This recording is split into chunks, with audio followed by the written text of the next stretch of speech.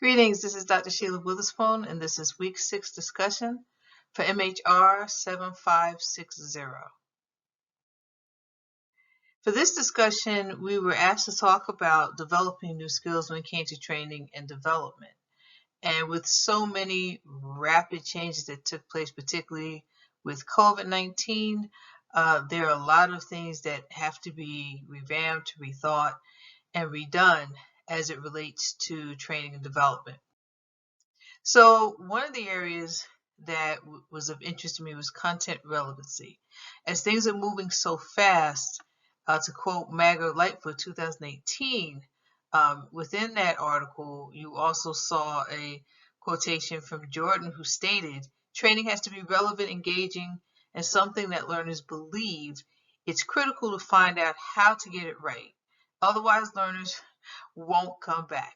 And this is interesting to me because the project I'm thinking about, these are faculty members who work at the university who aren't really aware that there's going to be these peer reviewers for their online courses.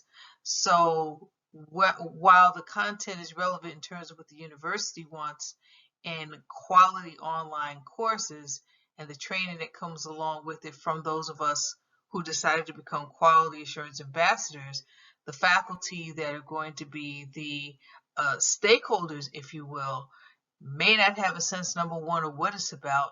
Number two, even if they find out, what the purpose of quality assurance ambassadors are regarding reviewing their online courses to align with quality matters standards, if we don't get that buy-in the first go around, the content, as important as it is, may not be relevant to the end user, which is the faculty member, as they develop their online courses. So I thought about that, particularly, again, talking about the rapid nature of what is happening with COVID-19, that the content itself can change at any moment. And then having to go back and think about, well, what is effective now as we've had more rapid change. Which brings me to tools, skills, and techniques. What are people going to need? What is the meaning of any training that you present people with? And, most times it's from an education standpoint. We have to get the faculty together because now we have this new policy, or we have this new technology, or we have this new way of doing things. And the key is to make certain that all the faculty learn it. So the faculty are learning it and we're training on it. Once we're done, everybody will know what to do. This became evident when the university decided to purchase a license for Microsoft Teams. While many faculty members might have been using Zoom, some might have been using Blackboard Collaborate, because the university purchased Microsoft Teams, particularly during our time when we had to be remote, and using that, having the license, there were a series, I won't even say a series, I'll say a barrage of trainings. You blink your eye, here's another training, here's another training, even after the Christmas vacation. Oh, here's some more trainings. So there was a big push to make certain everybody knew how to use Microsoft Teams. And at first it was kind of presented as a mandate, but then as time went by, well, if you're already using Zoom, if you're already using Blackboard Collaborate, here's just another something for your tool belt, but in another subliminal way saying, but this is what we're doing. So what does that mean to that faculty member who has never used Microsoft Teams, who's comfortable with Zoom, and you're throwing all this education and learning and training at all the faculty, but no one really has an idea, even if there was a needs assessment to say, hey, if you're using a teleconferencing software or program, what do you use? Why do you use it? And just kind of getting a sense among faculty as to which one is most effective, and training on something that people actually like to use versus here's what you're using because we bought the license and this is going to be the panacea to what we do for online teaching and learning at the institution. So how did this resonate with me? Two things that came to mind: rapid change or rapid changes as experience as a faculty member during the pandemic, working remotely. I fortunately work with graduate students, so we were kind of doing these things, but when it became a glowing reality that this is what we're doing, we became more so synchronous professors, but also having to link that as synchronous content. And then, faculty again that may not be either as technologically savvy or not even interested in using technology and longing for the days of going back into the live classroom. Everything changed.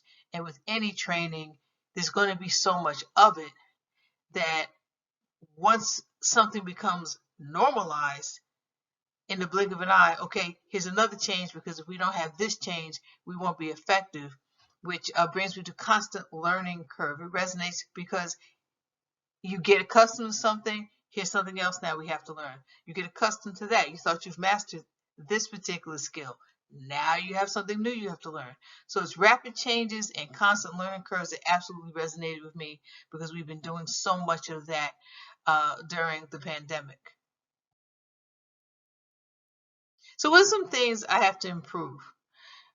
We often don't do a whole lot of assessment outside of whether or not a training is going to work, or maybe it will work, or we're going to have checkpoints. But now the formative assessments have to be constant, and maybe it's not just midterm, but maybe it's the third week of class.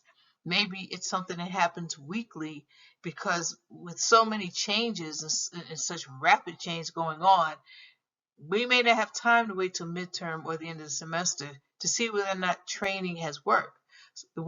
So much of our training now, going on to the second point, has to be data driven training and development. Now, this may seem like a given, but again, things change so rapidly. You almost have to, every module, everything that you do, okay, how did this work? Did this not work? Was this effective? Was this ineffective? What can we do? Because by your third module, you might have to rethink everything that you've decided is relevant and content relevance we talked about earlier. So this brings me to qualitative data analysis of training and development. The focus can change at every iteration. So you might have a training for, say, the 2000 group of faculty members, and then by 2001, it might look different. Now, you expect things to look different because anytime you gather any data, anytime you review any formative or summative assessments, there are things that you will keep that work well. There are things that you kind of examine and say, well, what could have gone better? And then there are those pieces and aspects that you say, maybe we don't need this. Let's go on to the second iteration. And it might not be such a great change between one iteration to the next. But with all the rapid changes due to the pandemic, the focus can be different at every iteration. So you might have your base foundation as what your training and development looks like. But again, the content relevancy can change, education, learning, whatever it's set out to be in that first or even that second iteration may look completely different. And so if you took the time to take 5 years and say, okay, what did we learn for the last 5 years of doing this training and development on this particular topic? With all the rapid changes, the one thing I'm definitely going to have to improve is maintaining that flexibility, where though you want something logical in your training and development, you really have to be flexible from the standpoint of it may look completely different next year. And just because it looks different in every iteration does not mean it's not effective. Here's some of the references I've utilized within the presentation, and hopefully this gives you an insight into developing new skills in training and development.